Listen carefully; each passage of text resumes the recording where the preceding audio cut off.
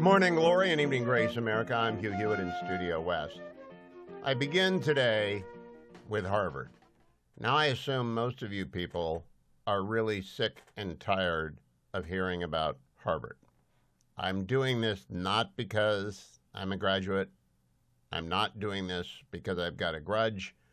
I'm not doing this for any other reason than I approve and applaud the Trump administration's decision to go high and hard at Harvard University as a means of setting, not just for Harvard, but for every other college and university in the United States, a minimum requirement that those universities and colleges comply with the Constitution of the United States and the Civil Rights Act of 1964.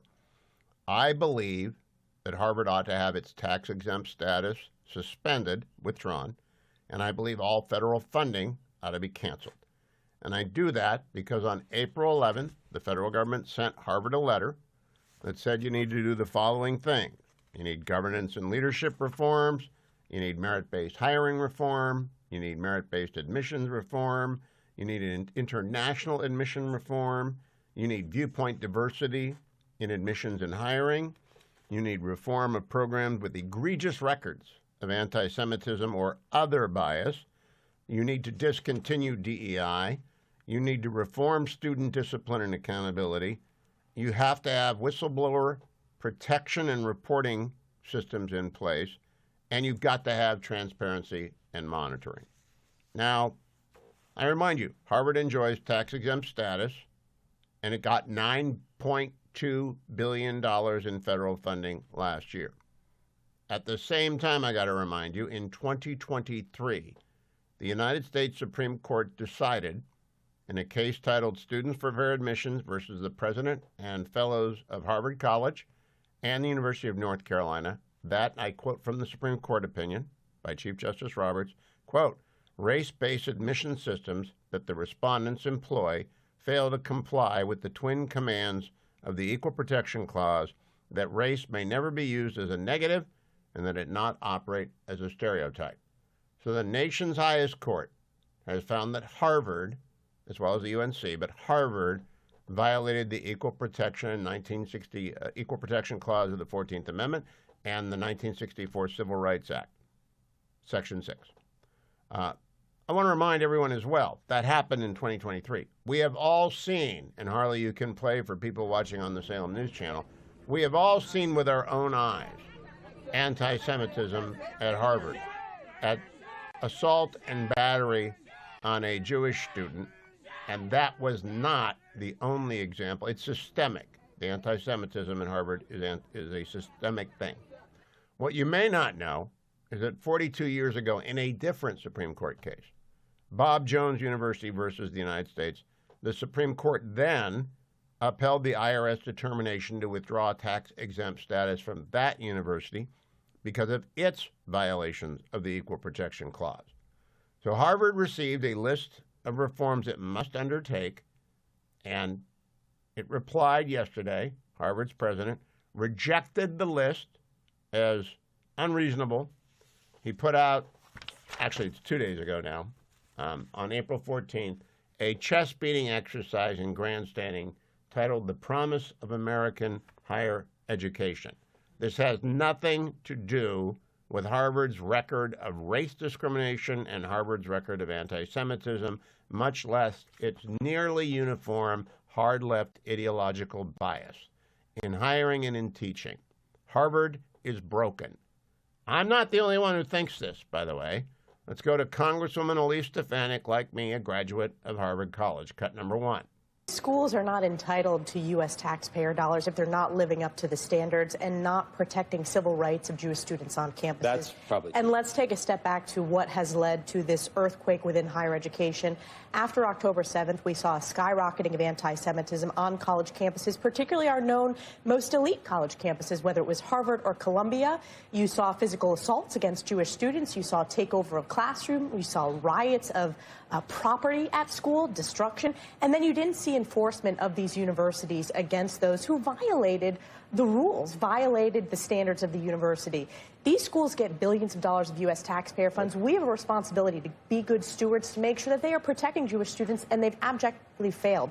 Harvard has been the epitome of this failure. They didn't enforce the rules. They gave the diplomas to those that committed these anti-Semitic crimes against fellow students. I mean, we're talking about physical assaults. And the other issue is these schools rank among the lowest when it comes to protections of free speech. They only want to protect free speech when it comes to calling for the genocide of Jews, when you saw very famously in that committee hearing, which, by the way, is the most viewed committee hearing in the history of the United States Congress, when 3 university presidents failed to condemn calls for the genocide of Jews.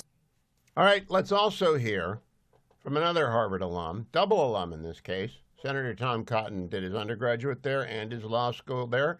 Here's Tom Cotton talking to Brian Kilmeade about this controversy. Cut number 3. Brian, it seems like Harvard is fighting the Trump administration harder than they fight anti-Semitism on campus.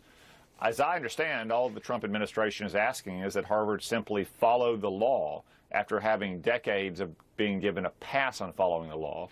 They should stop the anti-Semitic protest and violence on campus. They should not be hiring or admitting students based on race, as the Supreme Court ruled recently in a case against Harvard. They should do a better job of vetting international students to make sure that they're not admitting America-hating foreigners who come here to take advantage of our education system. These are all fairly simple requests the administration is making to Harvard to simply follow the law. Yeah, reform programs and with records of anti-Semitism, discontinue DEI, implement the mask ban, prioritize ideological diversity. How about that?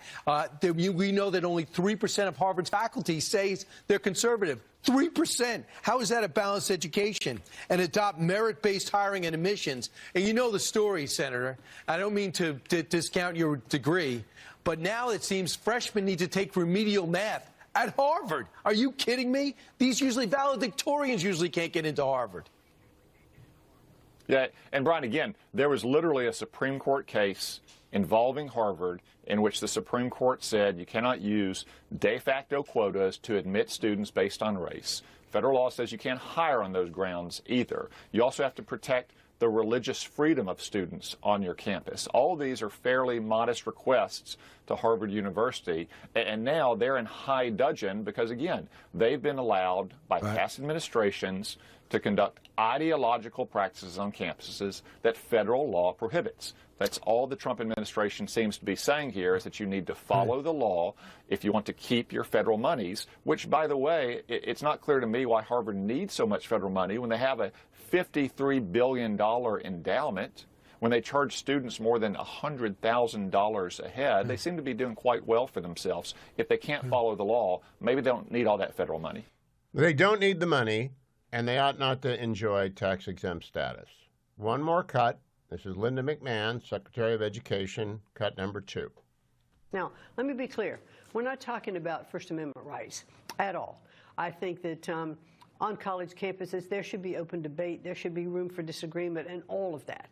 But what I'm talking about are civil rights violations and safety for these students who are on campus. And the president just said he's not going to allow it in terms of those universities that are receiving federal dollars, and he's being very firm about that. And here's what normally happens when everyone agrees that there's been a civil rights violation. It's systemic and ongoing, and that is, in fact, the case with Harvard, is that they enter into a consent decree with the federal government, approved by a federal court, and perhaps a special master is appointed to monitor their compliance across all these different things. Harvard said, no, we're not doing any of that. We're Harvard. Well, I hope someone at the IRS is listening. Pull their tax-exempt status as you did to Bob Jones University 40-plus years ago. Yes, cut off their federal funds. There's no reason that a university with a $50 billion endowment needs $9 billion from the federal government that is broke. There's no reason we need to print money for Harvard. But more important, they simply refuse to comply with the United States Constitution and the Civil Rights Act of 1964. They outright rejected a very reasonable set of ideas and demands. They did not counter. They went and grandstanded. Maybe Neil Garber wants to be not the acting president, but the permanent president. It's broken. It's broken beyond recognition for those of us who knew it long ago, not so long ago.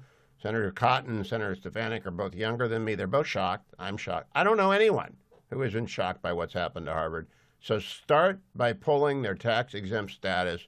Treat Harvard like Bob Jones University, because it's the same problem. It's discrimination based on race, ethnicity, religion, and all the other things that are protected by the Civil Rights Act of 1964. It's systemic, and we cannot trust Harvard to fix itself. It is that simple. Begin by pulling their tax-exempt status and cutting off their funding. I'll be right back. Lots to cover.